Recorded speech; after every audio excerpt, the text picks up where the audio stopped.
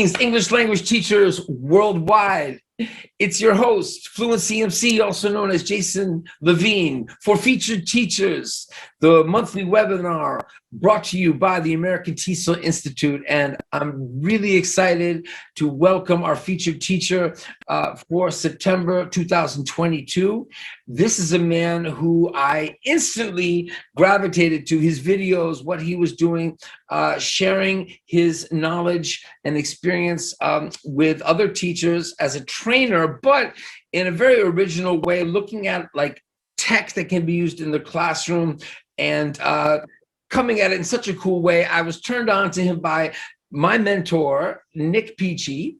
There are other mentors, but he's a big one, especially in this area. I know now very well why he suggested I look into Charlie, because he's really breaking down things in a way for teachers in English language teaching around the world in such a way that they can really implement things immediately in their classes. It's very cool. We want to hear his story, his background. That's why he's here on Featured Teachers. So without further ado, let me welcome Charlie from Charlie's Lessons. Charlie, thanks so much for joining us on Featured Teachers. Welcome, welcome. How are you doing? Good, thank you. I'm glad you've invited me onto this show, and I've been a long follower of yours as well. You know, ever since you started, your videos came out, you know, a few years ago. Well, I can't remember when they came out exactly. Just a few years ago. Yeah, just a few.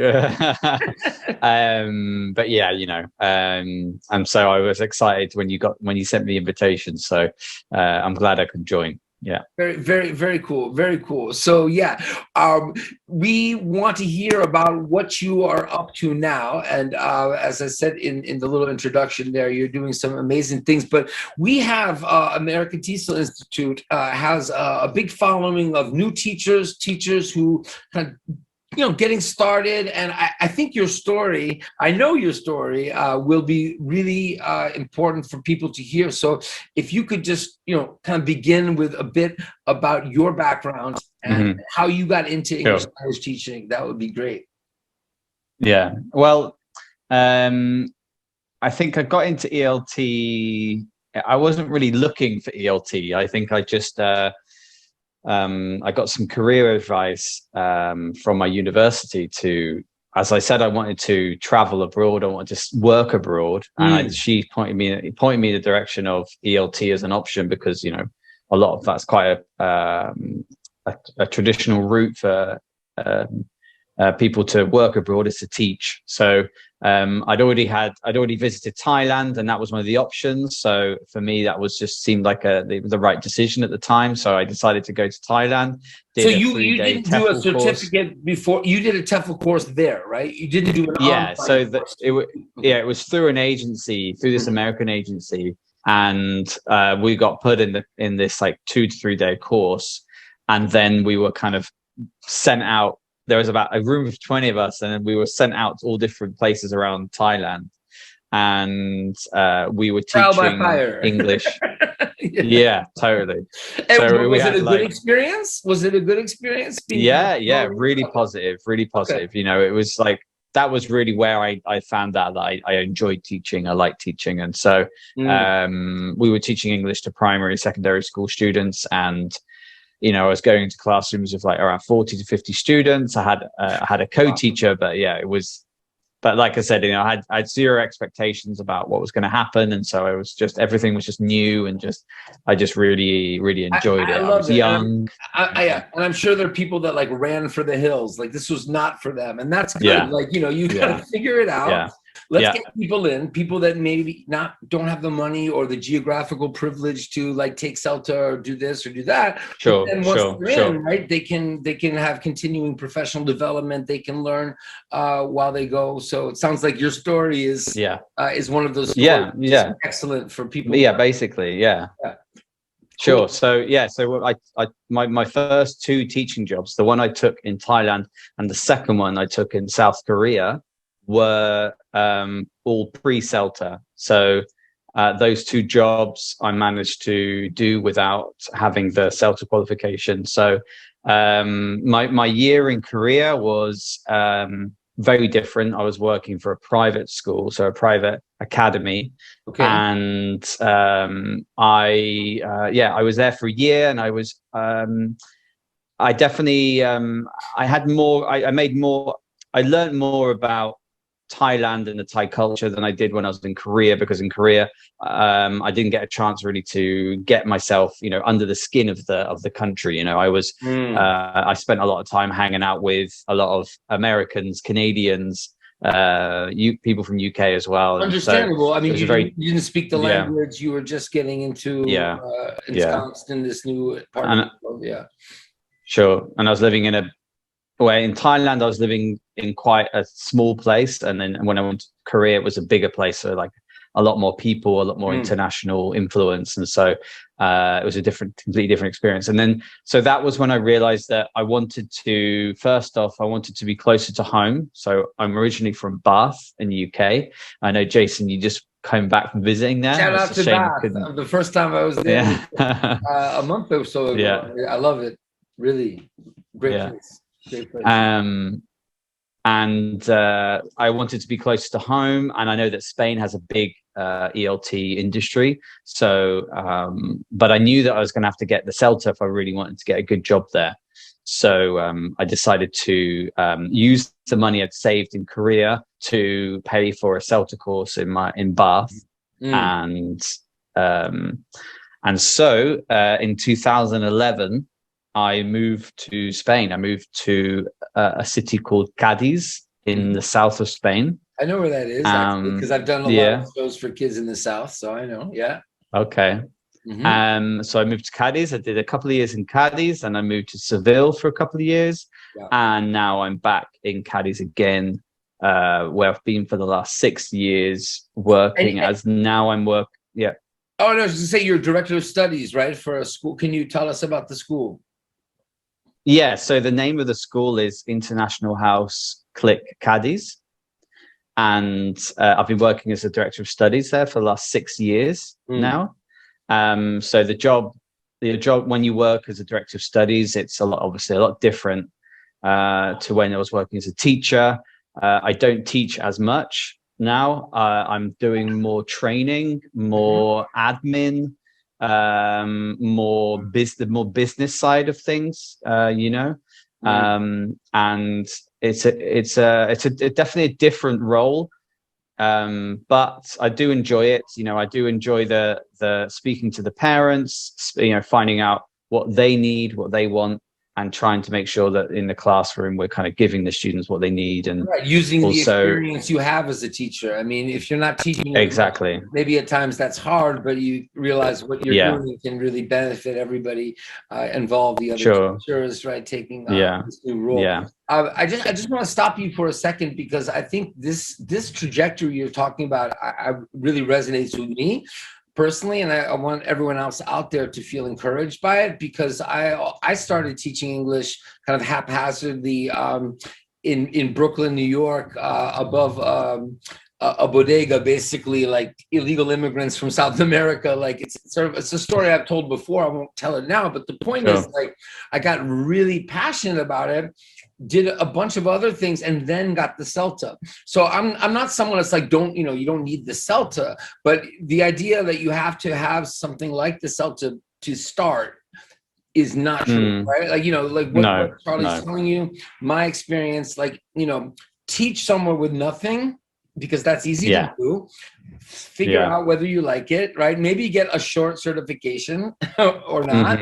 Maybe on your own, like, look into second language acquisition, English language teaching techniques if you start to get into it, and then boom, okay, then it makes sense, right? You do a CELTA because you know more about how things are working, where you may want to go, etc., or do a master's program like I did in the States, or in the UK or somewhere else. So I think, that's why I love American TESOL Institute, because it is one of those short certificate programs, but it's not saying, hey, that's the end of the line, right? On the contrary, that's the beginning.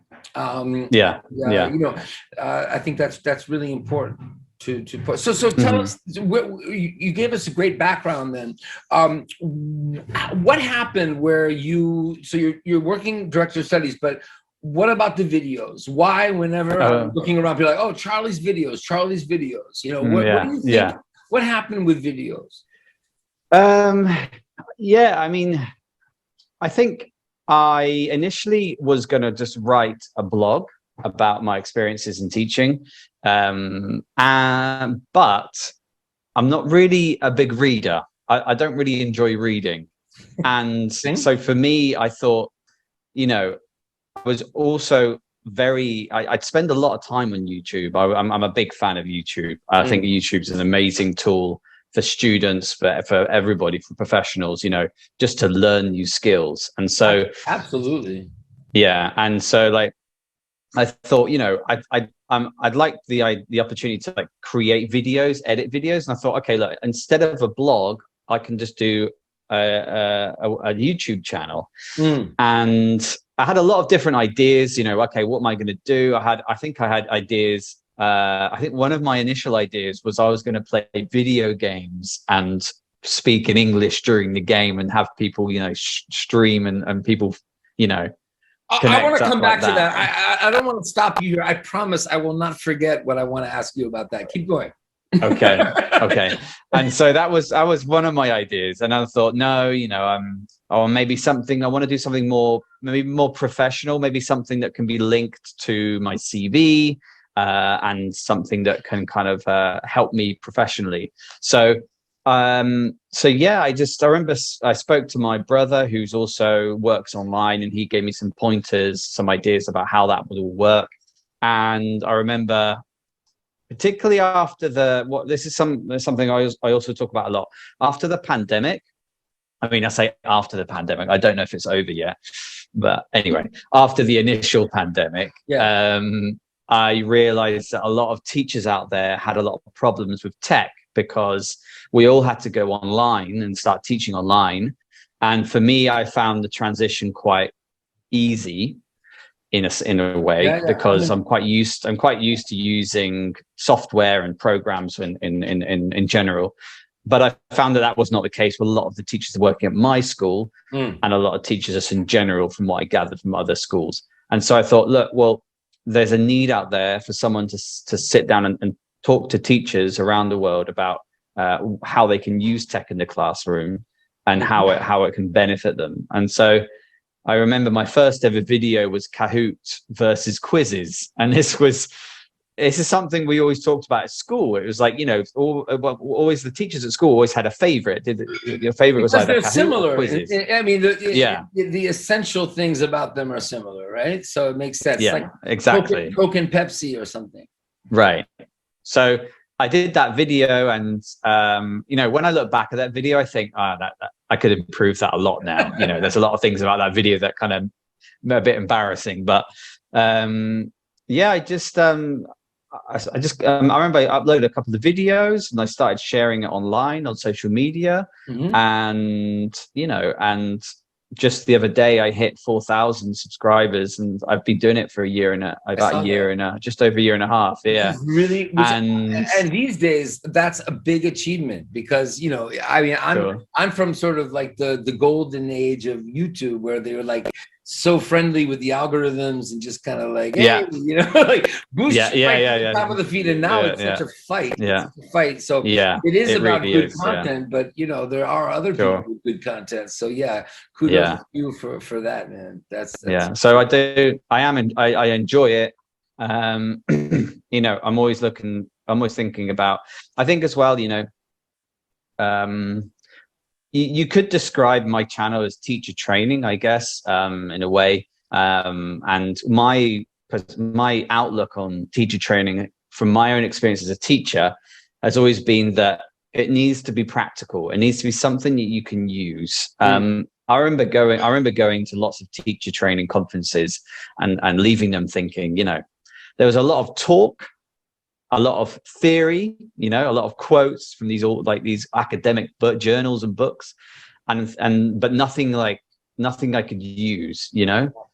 And that would really frustrate me, because I think there's a lot of teachers would attend these conferences, and I think they're still going to walk into class on Monday having to plan their lessons, and they've got nothing new that you could use after spending, you know, the whole weekend maybe at a conference. And so especially because there's so many people out yeah, there with ideas. So where yeah, are those ideas? Why are they kept secret? Why is teacher training yeah, so focused in this old school theoretical way, or you sure, know, right?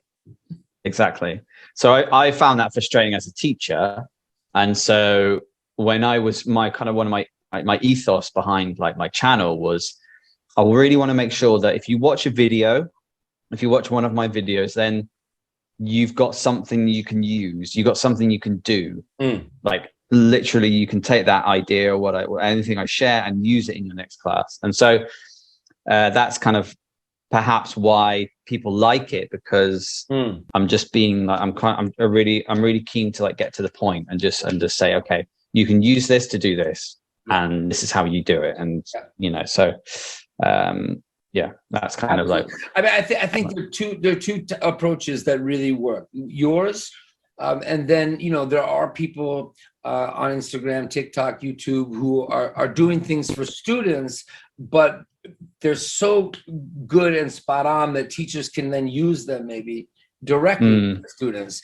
So I think both are very valuable. You know, anything else, no. You know, I mean, maybe for a student. I mean, maybe for a student only who's, you know, following everybody and just working with them, and they're their teacher. But I think for teachers, it's your approach and things that are meant for students, but they're just like really easy to take as a teacher and like incorporate into a lesson, right? So I think it's all about being practical. What about the tech? You mentioned the tech side in the sense that like you were comfortable with software and kind of things. So and COVID, I didn't have the same experience you did exactly, but similar. Like I think what you're saying is people didn't really know, teachers you realized you worked with, and then others weren't as comfortable with the tech side of things. I wouldn't say I'm a tech person. I was an online teacher. So I've been teaching online for years. So for me, it was like how to make an online classroom function in a way that's you know, engaging for students, you know. So I mean, pre-Zoom, you know, many years pre-Zoom, like I was, you know, I had people together in a room. So people were kind of coming to me, you know, how can you make that experience? Because I'm, you know, all of a sudden I've got a group of students in real time. So I was helping people sort of in real time. I think what you're saying is your forte was more like the software and things they could use, right? Not necessarily manage a group. Is that the case? And tell us more about that. Sorry, what was the question again? Sorry, I just want to make sure I understand. Like your experience is more on the like tool side. My experience is more on like how to manage a group in a virtual classroom. Not that you can't do that. Okay. So I think during COVID, it was like people needed both, right? Teachers needed like how do I manage like a group of people? You know, what's a breakout room? You know, how do I like, you know, deal with cameras and microphones? Like that was my experience. But I think what you're saying is you were able to like, you know, how do you use this software or that software? But can you tell us more like beyond Kahoot and quizzes? Like, you know, what are some tools maybe that you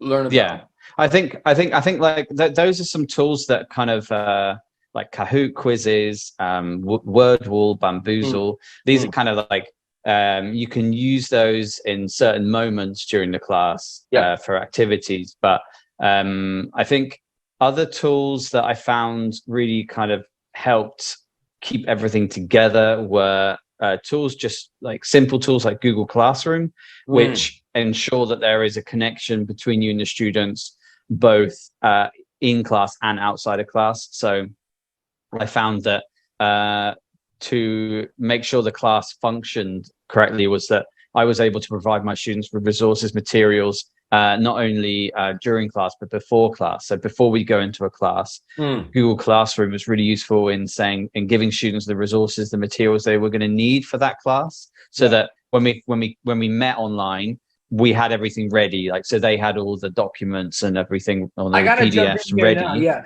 Do you still feel that way? Like, is Google Classroom, is it consistently been that way, or do you have new ideas now of other places you want to bring students and teachers?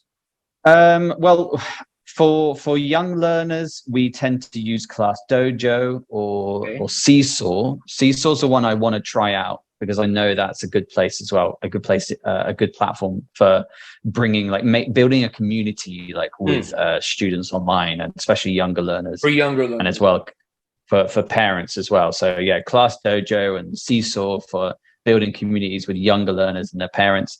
Because I think, like, Google Classroom, I've seen it being used well, and I've obviously seen it being used not so well. So, but I think it does also depend on how committed your students are to the platform. You know, I think a lot of times students are kind of invited into Classroom, and they don't really know why, and they don't really know what the point of it is. What are we using this for? And I think there's a lot of potential for building, like, an active community on Google Classroom, where students are able to kind of share things freely. And so what's the to key? Is it the teacher knowing more about how to get them engaged on it? And of course, not just Google Classroom. Yeah. This is actually really important. Like, what would you say is the most important element here to get, is it more like the teacher having an understanding of the tech, or is it more something more global about teaching online? No, I think it's the understanding how it works is just like it's just the first step. And once you understand that, then you're good to go. But I think for it to be useful, or for it to be relevant in the classroom, the teacher needs to come up with reasons why the students should use it. So, you know, I think that some ways you can encourage students to use Google Classroom is to share parts of their life with the class, with the students. I think you can only start building a community when you start kind of sharing what you're doing and contributing to each other's what your classmates share. And so I think a lot of the problems that I see with Google Classroom is that that it's really only used to kind of give homework. So you know, students will say, said about anything, Teams or whatever, right? Yeah. I mean, you know, you can't judge a platform in LMS or whatever by that, right? Sure. It's So a lot of the students will arrive on Monday, and the teacher's like, did you see what I put on Google Classroom? And the students are like, no, we didn't check it. And it's like, well, I put the homework on there. You're supposed to have done it for today. And it's like, well, if the teacher's only using it to give you homework, why would the students go and check it? You know, the students probably uninstalled the app like weeks ago, you know. Well, yeah, I mean, especially with language learning. I mean, I think it's not always the same with every subject, but language learning is a skill, right? It's not like, okay, so the physics teacher, the math teacher, the chemistry teacher, you know, there's this knowledge that's going to be there. You got to go get it, right? But if it's a skill, you know, language learning is a skill, like music or dance or sure. So it's like, you know, you're not going to go there for knowledge. You know, you got to be led there, like want to practice, repeat things and do things, right? Yeah, absolutely. Yeah, there's got to be. I think you just got to encourage them to use it to share things that that you can use in class as well. And it's just they need to feel like, I don't know, there needs to be a reason for them to go in there and log in and share a hook. Yeah, you know, not a homework assignment. Like the homework assignment, I feel, can come after the hook, right? You hook them, of course they're going to want to do something that follows up on whatever that hook is, that song. I know. That poem, right? Whatever it was that got them hooked. Yeah. I think one example that we did was that students had to share like their favorite YouTuber, and so they were then, you know what kids or teens are like. You know, they love sharing what they like with other people, and especially in those first days with the class, when you meet those students for the first time, they really want to kind of find out if they share the same interests. And so tell them, look, I want you to share your favorite YouTuber, the link to your favorite YouTuber on the Google Classroom so everyone else can see it. And in the next class, you've got a list of all their favorite YouTubers. It's like, okay, this this is Pablo's favorite YouTuber. What, Pablo, why did you put this one up? What do you want to say about him? You know, and yeah, it's got to be a reason. It's great. Why. But in the end, like the best thing about that at the base is like that's what they associate Google Classroom with. It's like that. Yeah. Like, you know, so they'll go back to that. You know, it's all about attention now. Which platform? Where are they going to go? Right? They're going to go there because you know, and their teachers there can help them, and their teachers hip. Sure. Yeah. It's really, really cool. Really cool. Mm-hmm. Oh, you got more people coming in. Look at this. Wonderful. Welcome. What are you you mentioned, I'm curious because you threw out those names of what was it, Class Dojo, and what was the other one? Seesaw. Seesaw, yeah. Seesaw for younger learners. Are there other platforms, apps, software that maybe English language teachers, whether they're just starting out or people like me doing it for years and years and years, and I'm like, is there stuff I don't know about? Like what you know, I'm not saying just give us like a, you know, a litany of no, but if there are any companies or you really think would be valuable, and then we can, I think, go and check out your videos on them, right? I mean, that's what's so cool is you've got these videos. You're not doing it to like just, you know, partnerships and branding. You're really looking at what is out there that really works. Bamboozle, by the way, shout out to Ronan Casey. Like, I just talked to him this week. He's a friend of mine, and we actually I showed him your video. That was the first time he'd seen it. I showed him. I was like, look at this guy. Yeah.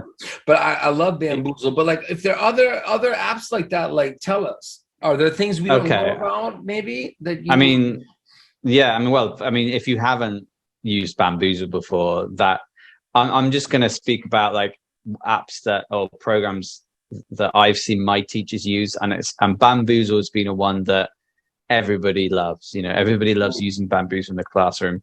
WordWall, if you haven't used that yet, that is amazing for young learners. And you know, I've got a video on that too. And again, that's a platform that I know works. You know, students respond to it and students like it, and so that's another one. You know, recently, what else have we been using recently? I'm looking forward to using wow, what was it called again? There's this one that Nick Peachy came out with the other day called Convoco. Convoco. Shout out to the master. Sorry, what's the name? Convoco, I think, with a K. You might have to like pop it into I think it's called Convoco app, and it's basically like a conversation starter website, and I've just found it really simple, but really it could be really useful in certain classes, like conversation classes. So yeah, it's like Convoco, like Konvoko, I think. So I'm just trying to think if there's anything. It's okay. I don't put you on the spot. No, there's one more for. Sorry, there's one more that I think will be really good for teachers, which is called commoncurriculum.com. You ever heard of that? No. If you're a teacher that's has problems organizing themselves, or has a lot of classes, a lot of different lesson plans, like almost Common Curriculum. So Common Curriculum is like a free tool where you can like plan your whole week, and it has like you can create your classes, create lesson plans, and it's all there and like on the same page. And I'm just thinking that if I had known of that website like when I first started, that would have really helped. Good. That's great. So it's basic. We have so many new teachers who are watching this, whether it's live here or asynchronously later. So that's great. So why when you're first starting out, you mean it's a way like when you're in that stage of being a teacher where you really need to like think, what's my lesson plan going to be? Sure. Like this, And you want to, because it will help you to really clarify like what you're going to do in that class well before you're going in. Because I think when you're starting, you know, it can be kind of difficult to when you're starting as a new teacher, it can be difficult to improvise in class. Not just that, you shouldn't. Are you kidding? You script it. Yeah. But look at like any example. Yeah. Look at, you know, sports athletes. Look at Bebop. Look at Charlie Parker, John Coulter. Like, look at those guys. They will tell you they followed so much structure. It was so scripted, and that script is what paradoxically, right, enabled them to be so free. This is so important. Exactly. Yeah. So I mean, like, that comes with experience, like that ability to kind of like respond to what's happening in class. But what you to be able to like what you said, to be able to do that, you need to be absolutely like clear on what it is you're going to do in the class. So if you can plan those classes ahead of time and have it all mapped out, so you know exactly what's happening each week, then that can help you kind of take a step back and think, okay, you know, I know exactly what's happening this week, and there's no kind of I haven't got any doubts about you know what I'm doing. This is not new advice. This is tried and true practice. But the difference is we are not living in the 80s or 90s where you kind of photocopy everything and write things down. Things have changed. So if there's a way, right, that now with things are more digital, and I think that's what you're saying about this site, right? It's just, you know, whatever the era, you know, you need to be ready with, you need to be organized. So sure, exactly. Yeah. So that's a website that I'm kind of looking to make a video about, and I'm also looking to use it like this year as well. So so yeah. Nice. So let me ask you, are you looking ahead? Are you thinking about you make another video, but you're also working in director studies? You enjoy helping, doing some teacher training in person, working with parents, like trying to make up the programs better. Like where what are you thinking now? Like in the future, like what do you want to do? Not next, but you know, kind of. Sure.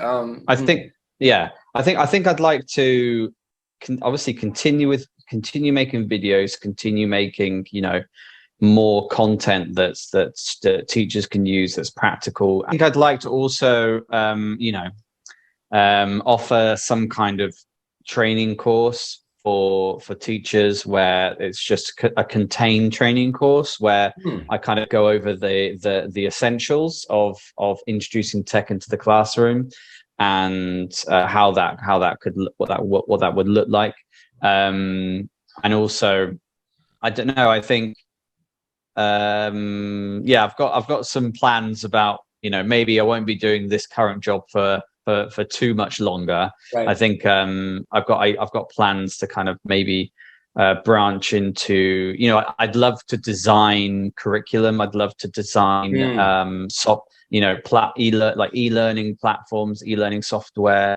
for students, because I feel like I understand what's required, and so I think that's where I see myself. I see myself using my YouTube channel to build my presence, and use that to kind of maybe find a space in a, you know, somewhere which suits my skills. You know, you're a new media Nick Peachy.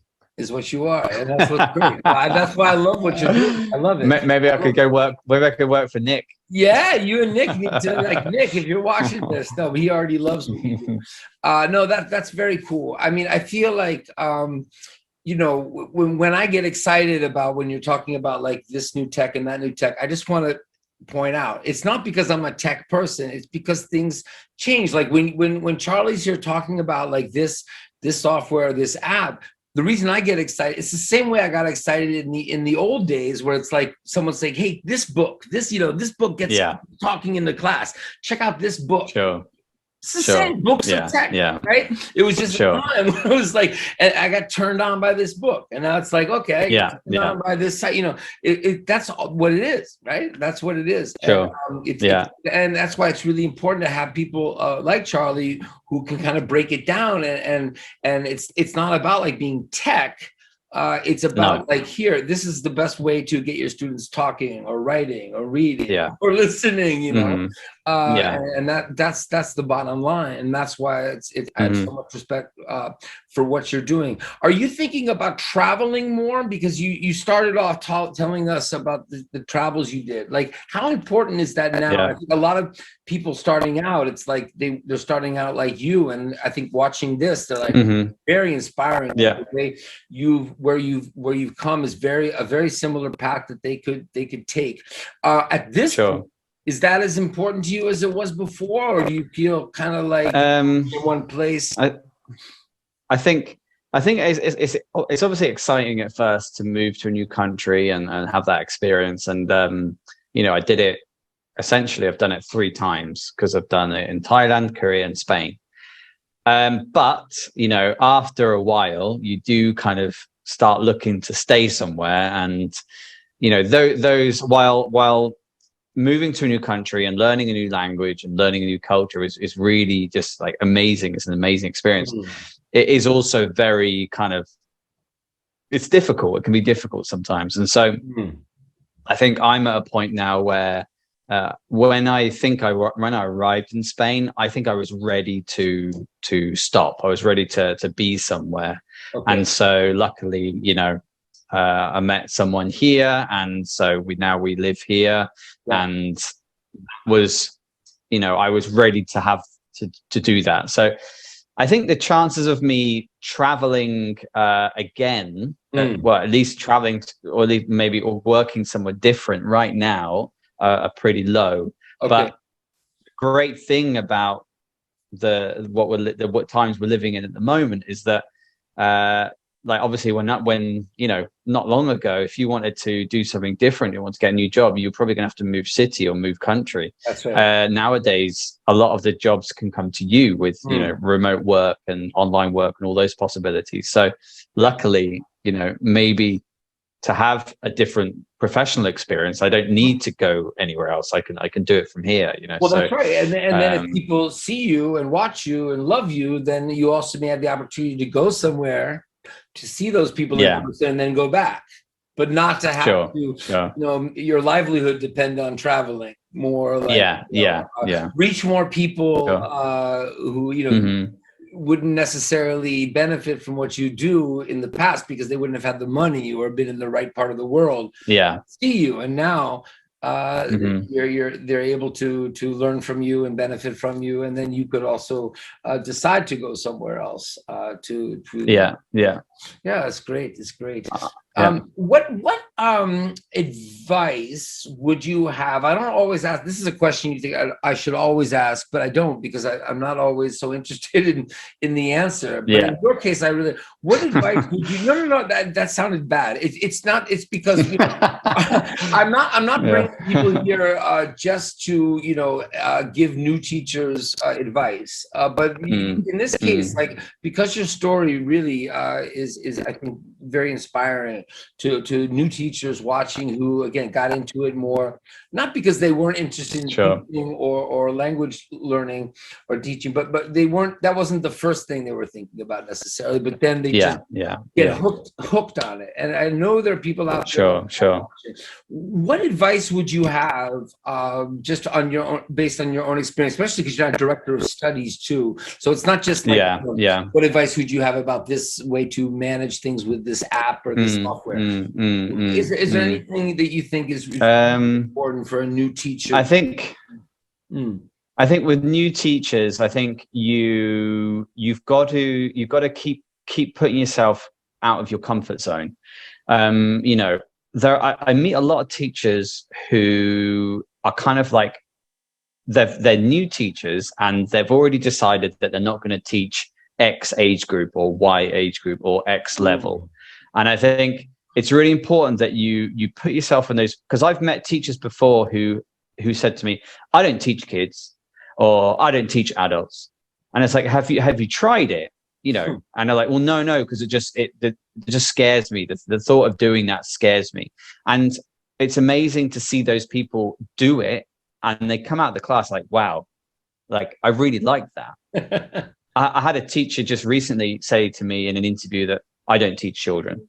And then I said to her, look, if you're going to work in this industry, you're going to have to teach children sooner or later. Mm. And so, and you never know, you might like it. And she was like, okay, so we did it. I remember she taught a group of 5-year-olds. She came out, she was like, I loved it. That was amazing. Wow. Because every age group gives you a different perspective on what you're doing, you know, because if you go into a group of teens who are maybe not really into like being there, and you kind of feel like you're kind of preaching to them, or and then it looks like they're not really taking in what you're saying. But then when you're teaching a group of 5-year-olds and their eyes are like that, and they're just like, everything you're saying is just like, they're just taking it in and just repeating it, and just, it's like, it's a complete. And so I think when you're a new teacher, you've got to quickly try and build your skill set. So if you get offered kids classes, take them. If you get offered adults classes, take them.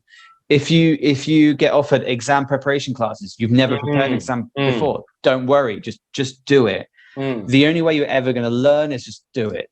And so that was my experience as a teacher. And so I would just accept things and just do it. And because that's, for me, and I guess it's kind of also to do with what I do in my channel. It's like, you only learn things. For me, I only learn things by doing them. And so my advice to teachers would be, don't like pigeonhole yourself. Like, make sure you get as much experience as possible in as many different age groups, levels, types of English classes, you know. So that would be I couldn't agree more. That is like very sound advice. And I think as a director of studies, somebody like who has a teacher in front of you who's saying, I don't do that, I don't do this. I think you mentioned two different approaches that are really interesting. One is saying, well, and I like this one a lot. Well, you know what?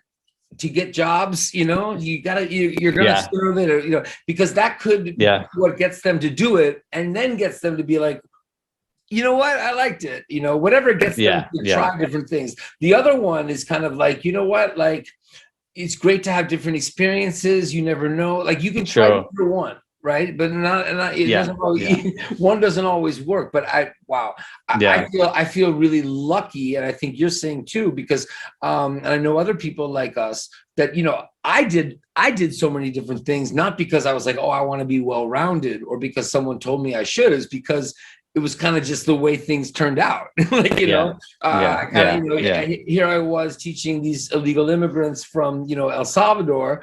Then I was working with these kids. It wasn't because it just, you know, it happened that way, you know, for me. Exactly. But it doesn't happen that way for everybody. And I hear what you're saying. And I think it's really important that we all get a chance to try different things, because we don't know until we try. You know? Totally. Yeah. And I think that goes for, tell me if you agree or not, with making videos, with, you know, thinking about doing things sort of out of the classroom, because I think there are teachers who have, you know, I think, of course, there are so many who have wonderful ideas, and it's, again, a comfort zone issue, right? But I'm not sure I want to share this PDF, or I'm not sure I want to make a video, right?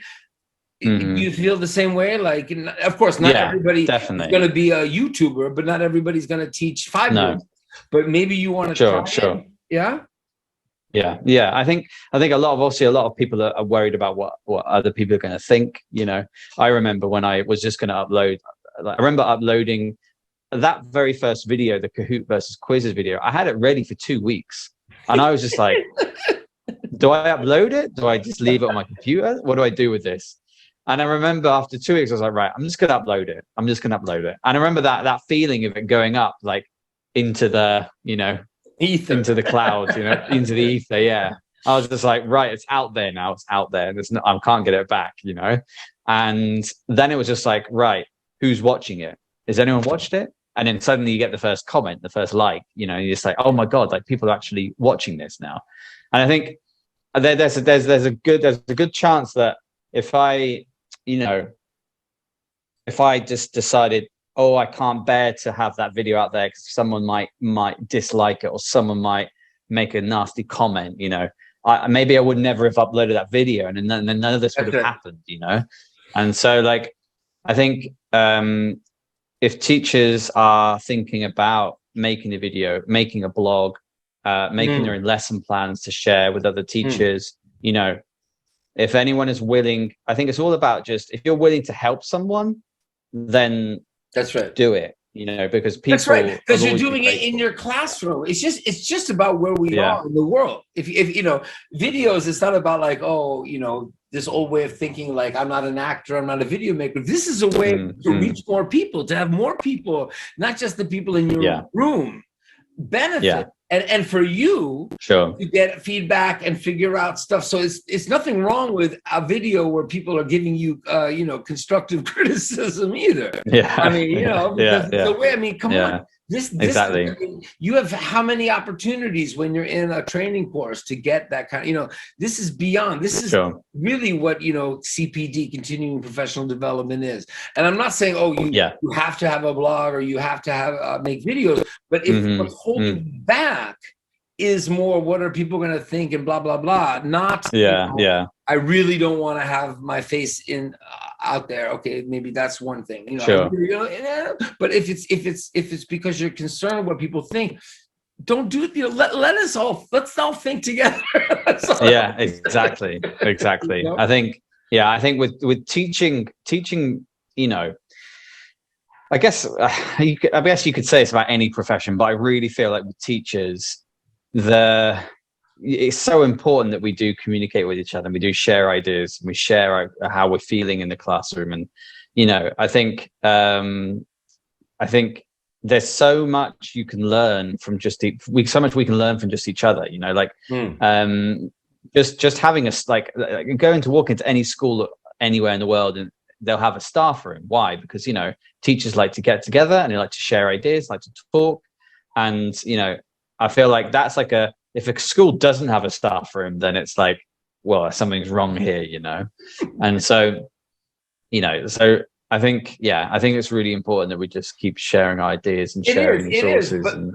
Of course, but also let's also think about the benefits of doing it asynchronously and through videos, and because some people feel like, oh, the staff room, it's kind of, I'm on the spot, it's in real time. These are my colleagues, I work with them every day. So let's think about it. What would you rather have? Like, people observe your class in the room, or like, have your stuff out there and people commenting on it? I mean, I think it's nice to have, a bit of distance. It's nice to be able to see, 50 different teachers do something instead of just the ones in your school. So I'm all for staff rooms and I'm all for observations. Maybe not all for observations, but exchange. But I feel like when it can be done through media, there's so many benefits of it to remove the stress, to remove a lot of the issues that come from doing it just at your school, right? So sure. If you're benefiting from watching Charlie's videos, think about what you could do. Maybe it's not exactly what he could do. That's fine. Get it out there. Even if it's like something closed for your students, to come, like a blog, get some feedback and then put it out there more. Thank you so much, everybody. If you were here watching us live, thank you for being here live. If you're watching us asynchronously, big up to American TESOL Institute for this monthly webinar series, Featured Teachers. We'll be back with another featured teacher soon. So Charlie, thanks again, man. Take care, and hope to see you soon. Have a good night, everybody. Good day, afternoon, wherever you are. English language teachers. Respect.